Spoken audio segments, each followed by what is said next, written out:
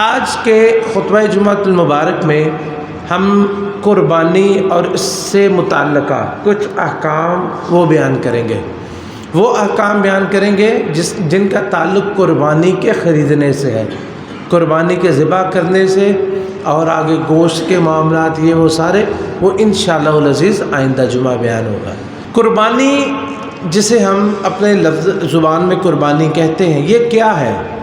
قربانی کیا ہے؟ قربانی عید الاضحیٰ کی نماز پڑھنے کے بعد جو جانور اللہ کے نام پہ ذبح کیا جاتا ہے، عید الاضحیٰ کی نماز پڑھنے کے بعد اور ایام تشریق میں جو جانور اللہ کے نام پہ ذبح کیے جاتے ہیں ان کو قربانی کہتے ہیں، ان کو قربانی کہتے ہیں۔ اور وہ کون کون سے ہیں؟ وہ اونٹ ہے، وہ گائے ہے، وہ بھیڑ ہے، اور وہ بکری، یہ جو یعنی مذکر مؤنث دونوں، تو یہ قربانی ہے۔ قربانی کیوں کی جاتی ہے؟ قربانی جو ہے بہت بڑی عبادت ہے، قربانی بہت بڑی عبادت ہے، یہ صرف اسلام میں نہیں بلکہ اسلام سے پہلے بھی اور اب بھی لوگ جو غیر اللہ کی بھی عبادت کرتے ہیں وہ بھی قربانی کرتے ہیں، لیکن وہ قربانی اپنے بتوں کے نام پر یا غیر اللہ کے نام پر کرتے ہیں، جسے بلی چڑھانا کہتے ہیں۔ تو یہ قربانی جو ہے ہر امت کے اندر موجود ہے، ہر امت کے اندر موجود ہے، اس کا ہم آگے بھی ذکر کریں گے۔ اور یہ جو قربانی ہے یہ اللہ کے ہاں بہت ہی جو ہے وہ قابل قدر اور اللہ رب العزت کے ہاں قربت حاصل کرنے کا بہت بڑا ذریعہ ہے۔ اس لیے اللہ رب العزت فرماتے ہیں فَصَلِّ لِرَبِّكَ وَانْحَرْ، اے پیغمبر حضرت محمد رسول اللہ صلی اللہ علیہ وسلم، اللہ رب العزت آپ کو مخاطب ہو کے فرماتے ہیں کہ اِنَّا أَعْطَيْنَاكَ الْكَوْثَرَ، اے پیغمبر علیہ السلام، ہم نے آپ کو کوثر یعنی خیر کثیر اور نہر کوثر ہم نے آپ کو عطا کر دی ہے۔ فَصَلِّ لِرَبِّكَ وَانْحَرْ، تو آپ بطور شکرانہ اپنے رب کے لیے نماز پڑھیے، وَانْحَرْ، اور قربانی کیجئے، اور قربانی کیجئے، إِنَّ شَانِئَكَ هُوَ الْأَبْتَرُ۔ تو یہ دو کام کرنے کے بعد کیا ہوگا کہ آپ کا نام باقی رہے گا، آپ کا دشمن مٹ جائے گا، آپ کا نام باقی رہے گا اور آپ کا دشمن جو ہے وہ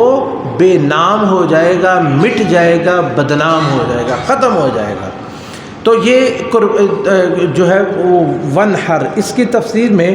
ابن کثیر رحمۃ اللہ علیہ فرماتے ہیں کہ فَصَلِّ لِرَبِّكَ وَانْحَرْ کا معنی یہ ہے فَأَخْلِصْ لِرَبِّكَ صَلَاتَكَ الْمَكْتُوبَةَ وَالنَّافِلَةَ وَنَحْرَكَ، کہ آپ اپنے رب کے لیے فرضی اور نفلی نمازیں اپنے رب کے لیے پڑھیے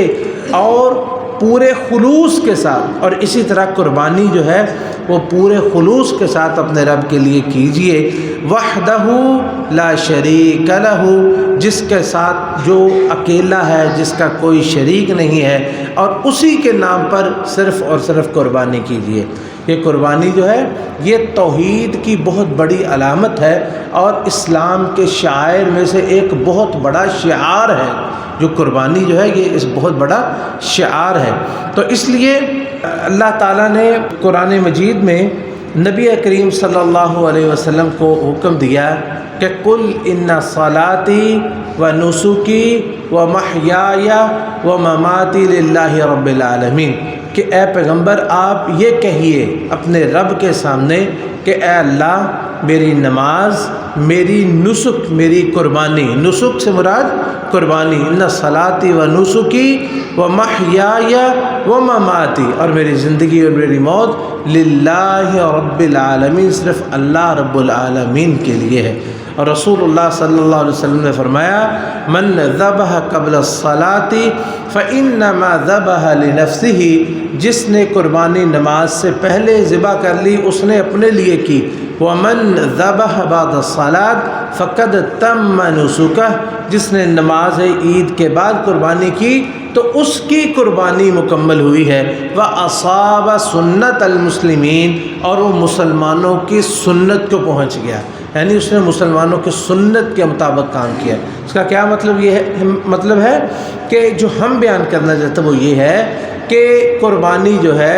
وہ نبی کریم صلی اللہ علیہ وسلم کا بھی طریقہ ہے، اللہ کا حکم بھی ہے، اور مسلمانوں کا طریقہ بھی ہے۔ قربانی جو ہے وہ مسلمانوں کا طریقہ ہے، اور رسول اللہ صلی اللہ علیہ وسلم نے قربانی پر ہمیشگی کی ہے، ہمیشہ آپ نے قربانی کی ہے۔ حتیٰ کہ آپ سفر میں تھے تو ایک دفعہ سفر میں قربانی، عید کا وقت ہو گیا، عید الاضحیٰ آ گئی، تو آپ نے سفر میں بھی قربانی کی۔ اور حج کیا آپ نے تو حج کی قربانی الگ کی، اور یہ جو عید الاضحیٰ کی قربانی آپ نے الگ کی تھی۔ حج پہ آپ کو پتہ ہے نا کہ آپ نے 100 اونٹ ذبح کیے تھے، لیکن جو یہ قربانی عید الاضحیٰ کی وہ حضرت عائشہ صدیقہ رضی اللہ عنہا فرماتی ہیں، صحیح مسلم کی روایت ہے کہ نبی کریم صلی اللہ علیہ وسلم نے اپنی بیویوں کی طرف سے گائے کی قربانی الگ سے کی تھی، یعنی حج کی قربانی الگ کی تھی اور عید الاضحیٰ کی قربانی جو ہے وہ الگ کی تھی۔ اور جو شخص استطاعت رکھتا ہے اور استطاعت رکھنے کے باوجود وہ قربانی نہیں کرتا تو رسول اللہ صلی اللہ علیہ وسلم نے اس پہ بڑی ہی ناراضگی دکھائی ہے، اور آپ نے فرمایا کہ من کان لہ سعۃ فلم یضحی فلا یقربن مصلانا، کہ جس کے پاس استطاعت موجود ہو اور پھر وہ قربانی نہ کرے تو وہ ہماری عیدگاہ کے قریب بھی نہ آئے، فلا یقربن مصلانا، تمہاری عیدگاہ کے قریب بھی مت آئے۔ تو یہ آپ کی بڑی ناراضگی ہے کہ وہ ہمارے ساتھ عید میں بھی شامل نہ ہو، جس کے پاس استطاعت ہو اور استطاعت کے باوجود وہ قربانی نہ کرے۔ تو یہاں پہ ایک مشہور سوال کیا جاتا ہے کہ قرض لے کے قربانی کی جا سکتی ہے؟ تو اس میں جواب میں تفصیل ہے، ہم مطلقاً نہ اس سے منع کر سکتے ہیں نہ مطلق اس کی اجازت دے سکتے ہیں۔ اس میں فرق ہے، قرض اور قرض میں فرق ہوتا ہے۔ ایک بندہ ہے اس کے وہ قرض جو ہے وہ لیتا ہے اور اس کو پتہ ہے کہ فلاں وقت میں میرے پاس پیسے آ جانے ہیں تو میں نے اپنے سارے قرض چکا دینے ہیں۔ جس طرح ہمارے ذمہ دار بھائی ہیں وہ سارا سال بلکہ 6 مہینے جیسے ان کی فصلیں ہوتی ہیں وہ قرض لے کے وہ گزارا کرتے رہتے ہیں، جیسے فصل آتی ہے فصل بیچ کے وہ سب کا قرض جو ہے وہ ادا کر دیتے ہیں۔ اسی طرح ایک شخص اس نے کمیٹی ڈالی ہوتی ہے، اس کو پتہ ہے کہ میری کمیٹی فلاں وقت میں نکلنی ہے تو میں اس وقت اس کے پیسے لوٹا دوں گا، یا یہ کہ اس وقت جو قربانی کا وقت ہوتا ہے اس وقت سیزن نہیں ہوتا، اس کو پتہ ہوتا ہے کہ جب سیزن آئے گا تو میں جو کام مال بنا رہا ہوں یا میرے پاس جو پڑا ہے یہ بکے گا تو جو ہے وہ یہ میرا قرض ادا ہو جائے گا۔ اگر کوئی ایسی شکل ہے اس کو نظر آتی ہے کہ میں جو یہ قرض عارضی ہے اور یہ میں بڑی آسانی سے ادا کر سکتا ہوں تو وہ قرض لے کے قربانی کر سکتا ہے۔ لیکن اگر کوئی شخص اس صورتحال میں ہے کہ وہ اس کا قرض بالکل بلائنڈ ہے، کوئی پتہ نہیں ہے کہ یہ ادا ہوگا کہ نہیں، کوئی کہیں سے پیسے آئیں گے کہ نہیں، تو ایسی صورت میں جو ہے وہ اس سے گریز کرنا چاہیے، اس صورت میں پھر قرض لے کے قربانی نہیں کرنی چاہیے۔ تو جس کے پاس استطاعت ہے اور وہ قرض لوٹا بھی سکتا ہے اور اس کے پاس وسائل ہیں تو وہ قرض لے کے بھی قربانی کر سکتا ہے۔ اور یہ جو ہم نے ذکر کیا کہ جو قربانی جو ہے وہ ہر امت میں ہے اور ہر امت میں اللہ تعالیٰ نے قربانی کا مختلف طریقہ رکھا تھا، اور اس کا مطلب جو ہے وہ اللہ کی قربت ہے، جیسا کہ اللہ تعالیٰ فرماتے ہیں کہ وَلِكُلِّ أُمَّةٍ جَعَلْنَا مَنْسَكًا لِيَذْكُرُوا اسْمَ اللَّهِ عَلَىٰ مَا رَزَقَهُم مِّن بَهِيمَةِ الْأَنْعَامِ، کہ ہر امت میں ہم نے قربانی رکھی تاکہ وہ اپنے جانوروں پر اللہ کا نام لیں۔ تو جو غیر اللہ کے نام پہ قربانی کرتا ہے، یعنی جو غیر اللہ کے نام پہ جانور ذبح کرے، چاہے ذبح کرتے وقت اس پہ اللہ کا نام لے لے، یعنی وہ کسی آستانے پہ لے جاتا ہے، کسی بت خانے پہ لے جاتا ہے، کسی قبر پہ لے جاتا ہے، کسی ایسی جگہ پہ لے جاتا ہے جہاں غیر اللہ کی عبادت ہوتی ہے اور وہاں جا کے ذبح کرے، ذبح کرتے وقت بے شک بسم اللہ اللہ اکبر بھی پڑھے تو وہ بھی غیر اللہ کے نام پر ہی ہے۔ اور نبی علیہ الصلوۃ والسلام نے لعنت فرمائی کہ لعن رسول اللہ صلی اللہ علیہ وسلم من ذبح لغیر اللہ، جو اللہ کے علاوہ کسی اور کے لیے ذبح کرے تو اس پر اللہ کی لعنت ہے۔ یہ گناہ کبیرہ ہی نہیں بلکہ شرک ہے۔ غیر اللہ کے نام پہ ذبح کرنا شرک اکبر ہے، اور اگر کوئی شخص اس سے توبہ نہیں کرے گا تو وہ خالد مخلد فی النار ہوگا، جو اللہ کے سوا کسی اور کے نام پہ ذبح کرے گا، کیونکہ یہ عبادت ہے، اور جو بھی اللہ کے اس عبادت میں کسی اور کو شریک کرتا ہے وہ شرک کا مرتکب ہے اور وہ ہمیشہ کا جہنمی ہے۔ اللہ تعالیٰ توفیق نصیب فرمائے۔ جو لوگ اگر کسی سے یہ ایسا گناہ ہوا ہے تو وہ توبہ کرے، اور اللہ تعالیٰ ہمیں نیکیوں کی ہی توفیق نصیب فرمائے۔ عزیزان گرامی، قربانی کے متعلقہ جو احکام ہیں ان میں سے ایک حکم جو ہے وہ آپ نے بڑی کثرت سے سنا کہ نبی علیہ الصلوۃ والسلام نے فرمایا کہ جو قربانی کرنا چاہتا ہو فَإِذَا رَأَيْتُمْ هِلَالَ ذِي الْحِجَّةِ وَأَرَادَ أَحَدُكُمْ أَن يُضَحِّيَ فَلْيُمْسِكْ عَنْ شَعْرِهِ وَأَظْفَارِهِ، کہ جو شخص قربانی کرنا چاہتا ہے اس کے اور وہ جو ذو الحجہ کا چاند نظر آنے کے بعد وہ شخص اپنے بال اور جو ہے اور اپنے ناخن جو ہے ان کو تراشنے سے رک جائے، یعنی تراشنے، جلانا یا تراشنا، کاٹنا، مونڈنا، یہ سارے جو ہے وہ اس کے حکم سے ہے، اس کے اسی کے حکم میں ہے۔ تو جو شخص بھی جو ہے وہ قربانی کرنا چاہتا ہے تو وہ اس سے رک جائے۔ باقی ایک سوال بڑی کثرت سے ہوتا ہے کہ کیا جو قربانی کرنا چاہتا وہی رکے یا اس کے گھر والے بھی؟ تو بات یہ ہے کہ اس میں علماء کے اگرچہ دو اقوال ہیں، لیکن جو ظاہر بات سمجھ آتی ہے کہ جس طرح ایک قربانی سارے گھر والوں کی طرف سے کافی ہو جاتی ہے اور سارے گھر والے ایک قربانی کے اجر کی امید رکھتے ہیں، تو اسی طرح پھر ان کو اس پابندی میں بھی شامل ہونا چاہیے۔ اگر وہ اجر میں شامل ہے، وہ ایک مقولہ بھی ہے، اور نبی علیہ الصلوۃ والسلام ہاں یہ عربی کا ایک مقولہ ہے کہ ولی ہار رہا من تولا کار رہا، کہ جو کسی چیز کا فائدہ حاصل کرتا ہے وہ اس کے نقصان میں بھی شامل ہونا چاہیے۔ تو یہ نہیں ہے کہ ہم اجر میں شامل ہوں تو جب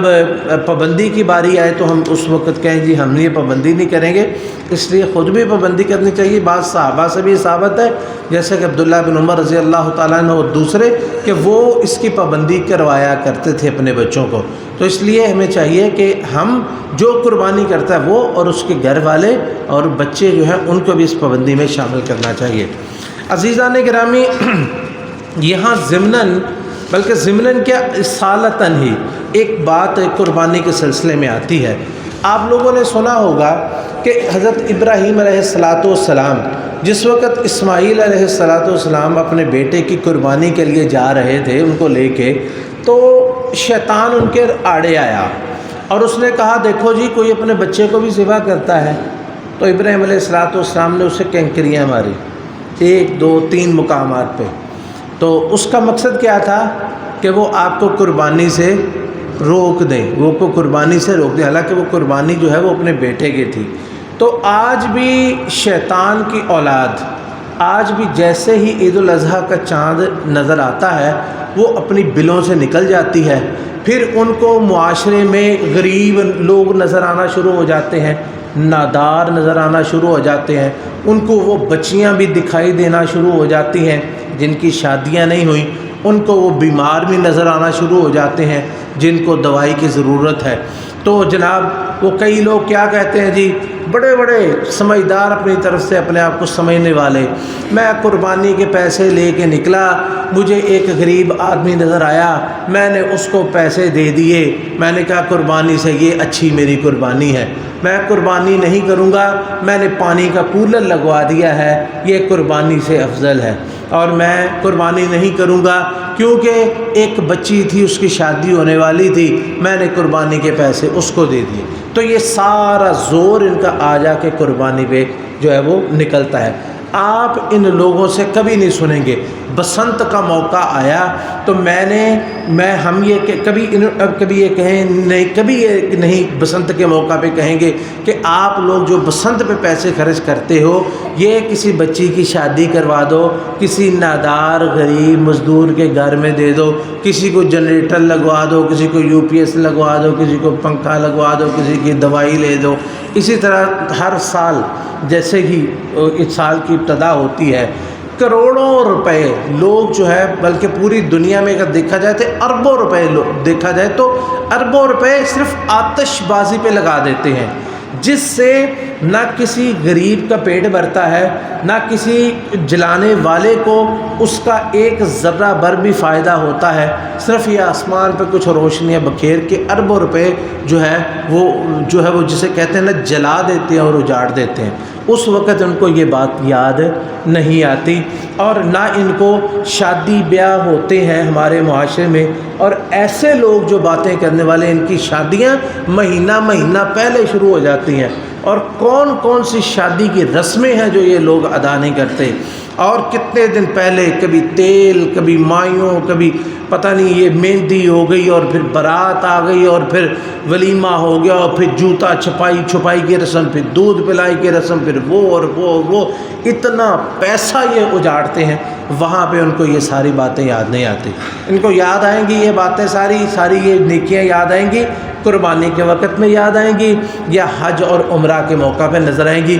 یا کہیں مسجد کی تعمیر ہو رہی ہو تو ان کے پیٹ میں جو مروڑ اٹھتے ہیں اس کا علاج جو ہے وہ کسی کے پاس نہیں۔ اتنی ان کو تکلیف ہوتی ہے کہ جناب یہ قربانی پہ اتنے جانور جو ہے وہ وحشیانہ طریقے سے ذبح کرتے ہیں، اور منہ میں ان کے برگر ہوتا ہے جو KFC سے وہ لے کے آتے ہیں یا میکڈونلڈ سے لے کے آتے ہیں، جس میں جو مرغیاں ذبح ہوتی ہیں ان میں کے اندر تو جان نہیں ہوتی۔ سارا سال یہ KFC، یہ میکڈونلڈ، یہ کن کے دم سے آباد رہتا ہے؟ یہ کیا یہ غریب لوگ 500-700 دیہڑی والا، یہ انہی کے دم سے یہ جو برگر بچے ممی ڈیڈی انہی کے دم سے یہ ہارڈیز وغیرہ سارے یہ آباد رہتے ہیں۔ سارا سال یہ چکن کھاتے رہتے ہیں، بیف کھاتے رہتے ہیں، قربانی کے موقع پہ ان کے رحم نازل ہونا ان پہ شروع ہو جاتا ہے۔ تو یہ لوگ جو ہیں یہ وہی شیطانی، میں نے بتایا تھا نا ابتدا میں آپ کو، تو جیسے شیطان نے ابراہیم علیہ السلام کو روکا تھا، تو ان کی ذریت جو ہے اس کی اولاد آج بھی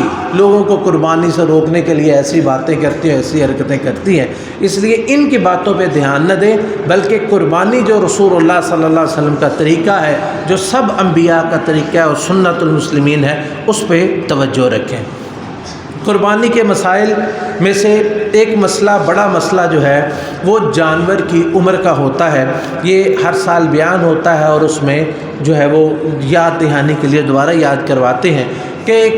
جانور جو ہے وہ کتنی اس کی عمر ہونی چاہیے۔ بات دیکھیں کہ حدیث میں نبی علیہ الصلوۃ والسلام کے جو الفاظ ہیں، آپ نے فرمایا کہ لا تذبحوا الا مسنہ، کہ تم صرف مسنہ ہی ذبح کرو۔ مسنہ کسے کہتے ہیں؟ مسنہ کا ترجمہ ہم دو دانتا کرتے ہیں۔ کیا کرتے ہیں اپنی زبان میں؟ دو دانتا۔ دو دانتا اسے کہتے ہیں، یا مسنہ اسے کہتے ہیں کہ جس کے دودھ والے دو دانت گر جائیں، دودھ والے دو دانت گر جائیں، اور وہ گرتے کب ہیں؟ جب نیچے سے نئے اگتے ہیں۔ اچھا، بعض دفعہ یہ ہوتا ہے کہ دو دانت گر جاتے ہیں لیکن نئے نیچے سے نکلتے ہوئے نظر نہیں آتے، تو یہ جانور بھی دوندہ ہی ہے، یہ بھی دو دانتا ہی ہے، یہ بھی مسنہ ہی ہے، یہ بھی مسنہ ہے۔ اور یہ مسنہ میں عمر کا نہیں اعتبار، عمر بعض دیکھیں بکری جو ہے اس کی عمر جو ہے وہ 1 سال میں تقریباً مسنہ ہو جاتی ہے، کبھی مہینہ آگے کبھی پیچھے، اور اسی طرح گائے اس کی زیادہ عمر ہوتی ہے، اونٹ اس سے زیادہ میں مسنہ ہوتا ہے۔ تو اس لیے اعتبار کس چیز کا ہے؟ دودھ والے دو دانت گرنے کا۔ اور آپ اگر بازار سے خریدتے ہیں تو اس چیز کا یقین کریں کہ اگر گرے ہیں تو نئے اگے بھی ہوں، کیونکہ بہت سارے لوگ جو ہیں وہ پلاس کے ساتھ بھی دوندہ کر دیتے ہیں، وہ جمور یا پلاس اس کے ساتھ بھی دانت کھینچ کے نا وہ بھی کر دیتے ہیں، تو وہ جائز نہیں ہے، بلکہ دو دانتا جو ہے یا دوندا ہم جس کو کہتے ہیں مسنہ، وہ گائے ہو وہ भैंस, वो गाय हो, वो बकरी हो, वो ऊँट हो, तो ये मुसिन्ना है। बाकी रहा एक बहुत अहम सवाल, वो ये कि ये जो हदीस मैंने आपके सामने पढ़ी है, इसमें है कि इल्ला अन यासुर अलैकुम फतज़बहु जज़अतम मिन अज़्ज़ानी, कि अगर तुम्हारे लिए ये मुसिन्ना तलाश करना मुश्किल हो तो जो ज़ान है, ज़ान किसे कहते हैं, ये बकरे को, ये छतरा और दुम्बा, छतरा और दुम्बा ये यानी भेड़ जो है ये ज़ान है। तो ज़ान जो है इसमें से इसका जो जज़ा है ना उसको ज़िबा कर लो। तो अगर ये मुयस्सर ना हो, अगर ये मुयस्सर ना हो तो भेड़ या दुम्बा उसका जो जज़ा है वो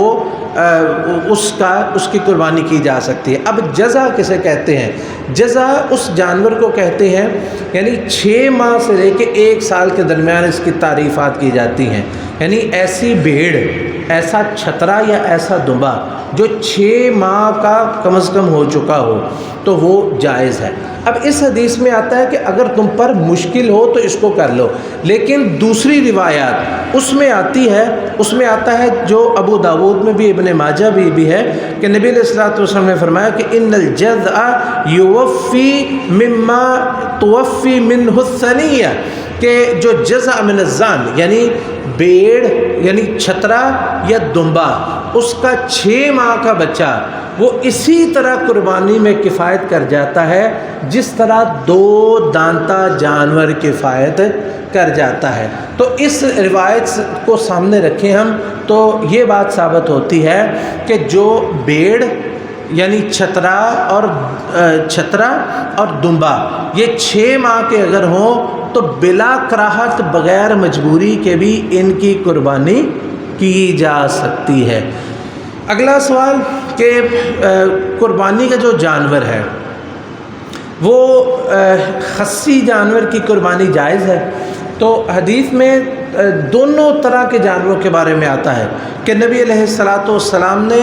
अकरन फ़हील जानवर किया। फ़हील कहते हैं जो खस्सी ना किया गया हो। तो इसके लिए मेरा हाल हमारे पंजाबी में आंडल लफ्ज़ बोलते हैं शायद, हाँ, तो वो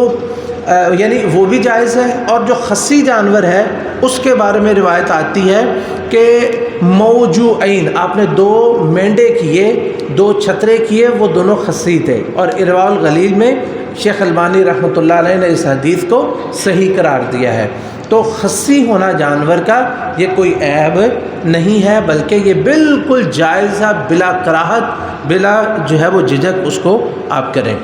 अब ये कि जानवर कुर्बानी के कितने करने चाहिए, रसूलुल्लाह सल्लल्लाहु अलैहि वसल्लम के ज़माने में सहाबा किराम उनका जो मामूल था,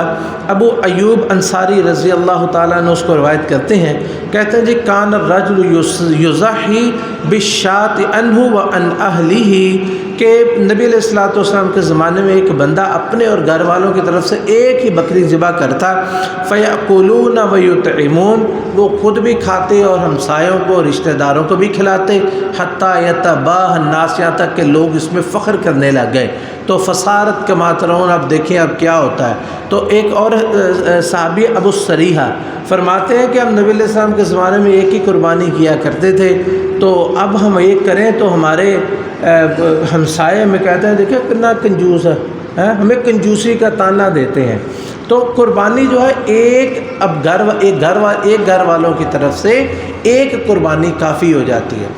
तो यहाँ एक और भी सवाल आता है कि एक हमारे यहाँ जॉइंट फैमिली सिस्टम होता है कि एक ही घर में सारे इकट्ठे होते हैं, कितने भाई होते हैं, तो क्या वो सब अपनी अपनी कुर्बानी करेंगे या अलग करेंगे? तो इसमें एतबार होगा कि उनकी हांडी एक जगह पर है या अलग अलग है। अगर वो अपना खाना पीना अलग करते हैं, रहते बेशक एक जगह पर हैं, तो अगर उनके पास इस्तिताअत है तो सब अपनी अपनी करेंगे। अगर उनका खाना पीना सबका एक जगह पर इकट्ठे हैं तो फिर उनकी तरफ से एक कुर्बानी ही काफ़ी हो जाएगी। लेकिन अगर वो अपने अपने जो है वो सारे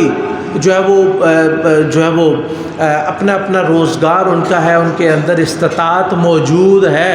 और सिर्फ़ इत्तेफाक में बरकत है के तहत वो इकट्ठे रहते हैं, तो फिर वो अपनी अपनी कुर्बानी भी कर लें तो ये उनके लिए ज़्यादा अफजल है। तो जो है वो गुजारा जो है इंशाअल्लाह एक से भी हो जाएगा। اگلا سوال جو ہوتا ہے وہ ہے بڑا مشہور کہ قربانی کے جانور میں حصہ ڈالنا. جو شخص پورا جو ہے وہ نہیں کر سکتا وہ حصہ ڈال لے، جیسا کہ صحابہ کرام نے حصے ڈالے ہیں. تو یہ حصہ کتنا ڈالا جا سکتا ہے؟ اس میں دو جانور ہیں جس میں حصے ڈالے جا سکتے ہیں، ایک گائے اور ایک اونٹ ہے. تو گائے اور اونٹ، اگر تو حج کا موقع ہے تو وہاں پہ سات لوگ ایک جانور میں، گائے اور اونٹ دونوں میں شریک ہو سکتے ہیں. لیکن جس طرح ہم عام قربانیاں کرتے ہیں تو عام قربانیوں میں گائے میں 7 لوگ شریک ہو سکتے ہیں اور اونٹ میں 10 لوگ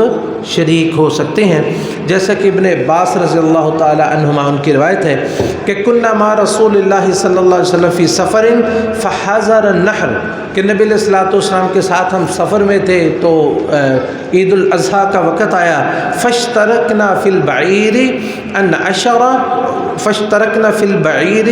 ان 10 والبقرۃ ان 7، تو ہم لوگ گائے میں 7 لوگ شریک ہو گئے اور اونٹ میں 10 لوگ شریک ہو گئے. تو یہ جو ہے وہ شرکت کا اصول ہے کہ 7 لوگ بھی شریک ہو سکتے ہیں گائے میں اور اونٹ میں 10 ہو سکتے ہیں. اچھا، ایک سوال پیدا ہوتا ہے کہ کیا 2 لوگ بھی کر سکتے ہیں یا 3 لوگ بھی کر سکتے ہیں؟ جی بالکل کر سکتے ہیں. ایک جانور جو ہے گائے یا اونٹ، اس میں یہ 1 سے لے کے 7 تک، اور گائے میں 1 سے لے کے 7 تک اور اونٹ میں 1 سے لے کے 10 تک، جتنے لوگ اس میں یا اس کے درمیان جتنے بھی شریک ہونا چاہیں وہ ہو جائیں، اس میں کوئی حرج نہیں ہے. اگر 2 لوگ شریک ہو جائیں یا 3 ہو جائیں، 4 ہو جائیں، تو اس میں ضروری نہیں کہ اس کے 7 حصے پورے کیے جائیں گے کہ جی 3 آپ کریں، 4 میں کروں یا 3.5 کریں، جتنا کوئی حصہ شامل ہونا چاہے. حتیٰ کہ اس طرح بھی ہو سکتا ہے کہ ایک گائے ہے، اس میں ایک بندہ کہتا ہے جی کہ میرے پاس صرف 1 حصہ ہے، تو دوسرا کہتا ہے ٹھیک ہے جی میں 6 حصے میرے ہیں، 7ویں آپ اس میں شامل ہو جائیں، تو ایسے بھی ہو سکتا ہے. تو یہ سارے طریقے جو ہیں وہ جائز ہیں. اس سے اگلا سوال کہ جانور کے اندر کون سا عیب جو ہے اگر ہو تو وہ جائز نہیں ہے. تو اس میں براء بن عازب رضی اللہ تعالیٰ عنہ کی روایت ہے کہ رسول اللہ صلی اللہ علیہ وسلم نے فرمایا 4 لا تجوز فی الاضاحی الاوراء بین عورها، کہ 4 قسم کے جو جانور ہیں ان کی قربانی نہیں کی جا سکتی. ایک ایسا بینا الاوراء البین عورها، ایسا بھینگا جس کا بھینگا پن واضح ہو، ایسا مریض جانور جس کی بیماری بالکل ظاہر ہو، ایسا لنگڑا کہ جس کا لنگڑا پن ظاہر ہو، یا ایسا بوڑھا اور بیمار یا کمزور کہ جس کی ہڈیوں میں مخ باقی نہ رہے. تو یہ 4 عیب ہیں. ان 4 عیوب کا جو خاص طور پر خیال رکھنا چاہیے. جو ان سے بڑے عیب ہیں وہ اس کے اندر شامل ہیں، جو ان سے چھوٹے ہیں وہ اس کے اندر شامل نہیں ہیں. اگر دیکھیں کس کو دیکھیں، اس میں حدیث میں مثلا المریض البین مرضها، ایسا بیمار جس کی بیماری ظاہر ہو. تو ایسا جانور جو بیمار ہو لیکن بیماری اس کی معمولی قسم کی ہو، یعنی اس کے اوپر غالب نہیں آ رہی اور وہ بظاہر بیمار نظر نہیں آ رہا، چھوٹی موٹی اس کے اندر ہے، یا کوئی جو ہے وہ لنگڑا پن اتنا نہیں ہے کہ وہ واضح ہو سکے، تو یا آنکھ میں ایسا عیب نہیں ہے جو بالکل واضح ہو سکے، تو ایسا جانور جو ہے وہ کرنا جائز ہے. یہ عیوب جو بیان ہوئے ہیں یہ حد فاصل ہے، اور ان سے اوپر والے جو ہیں وہ نہیں ہونے چاہیے. اس سے نیچے جو ہیں، اس سے کمتر ہے، وہ عیوب اگر ہوں تو پھر کرنا جائز ہے. اور اسی طرح بعض عیوب جو ہیں وہ ایسے ہیں جن کا کوئی اعتبار نہیں ہوتا. مثال کے طور پر سینگ ہے، اگر کسی جانور کا ٹوٹا ہوا ہے، وہ آدھا ہے یا پونا ہے یا پورا ہی اتر گیا ہے، تو ایسے جانور کی قربانی بھی کی جا سکتی ہے. سینگ جو ہے یہ کوئی عیب نہیں ہے. نبی علیہ السلام نے فرمایا، حضرت علی رضی اللہ تعالیٰ عنہ فرماتے ہیں کہ رسول اللہ صلی اللہ علیہ وسلم نے ہمیں حکم دیا ان نستشرف العین والاذن، ہم آنکھوں کو اچھی طرح دیکھ لیں اور کانوں کو دیکھ لیں. کانوں کے اندر بڑا عیب نہ ہو، چھوٹا موٹا اگر عیب ہو جیسے چھوٹا موٹا سوراخ یا ایسا، انشاءاللہ اس میں کوئی حرج نہیں ہے۔ اور اگر کوئی کان میں بڑا عیب ہے اور وہ بدنما لگ رہا ہے، بڑا جو ہے وہ برا لگ رہا ہے، جیسے کان کا بہت زیادہ کٹا ہونا یا پھٹا ایسا عیب ہے تو وہ جائز نہیں ہے۔ باقی انشاءاللہ العزیز جو ہے جائز ہے، چھوٹے موٹے عیب جو ہے اس میں کوئی حرج نہیں ہے۔ دیکھیں نبی علیہ الصلوۃ والسلام نے فرمایا کہ انما الاعمال بالنیات، اعمال کا دار و مدار نیتوں پر ہے۔ قربانی ایک ایسی عبادت ہے کہ جس کو ہم نے ایک تو بہت سارے لوگوں نے اس کو ایک ریاکاری کا ذریعہ بنا لیا، اور دوسرا ایک عادت بنا لی۔ قربانی کو عادت بنائی ہے، عبادت نہیں۔ ریاکاری اس طرح کہ ہم قربانی لیتے ہیں تو دیکھتے ہیں کہ ایسی قربانی ہو، خاص طور پر اس میں جو بچوں کی جو ہے وہ ہلہ شیری ہوتی ہے نا، وہ سب سے زیادہ ہوتی ہے کہ ہماری قربانی ایسی ہو کہ ہم سب کو فخر سے دکھا سکیں ساڈا وچھا سب تو بڑا ہے، ہمارا بکرا سب سے خوبصورت، سب سے مہنگا، اور پھر اس میں قیمت بتانا، قیمت پوچھنا، قیمت بتانا، اور پھر اس کے مقابلے ہونا، اور باقاعدہ اس پہ ٹی وی پہ اعلانات ہونے، اور اس کے جو ہے وہ اس کی قیمتوں کے جناب وہ